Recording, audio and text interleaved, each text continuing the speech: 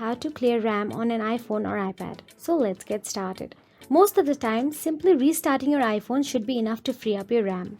Press and hold the right combination of buttons. The button combination you will need to shut down your iPhone or iPad depends on the model. After you simply restart your iPhone, simply open the iPhone or iPad settings. Inside iPhone or iPad settings, scroll down and tap on the accessibility option available there. Then inside accessibility, tap on the touch, then tap on the assistive touch, and assistive touch will allow you to perform actions without using the buttons around the casing of your iPhone or iPad. So make sure to toggle it on.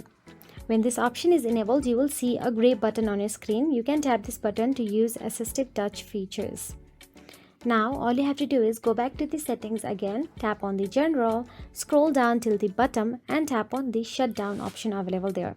This option is at the bottom of the general menu and you will see the slide to power off screen and simply power the off and restart it again. So that is it. If you found this video helpful, please like, share and subscribe, and thank you so much for watching.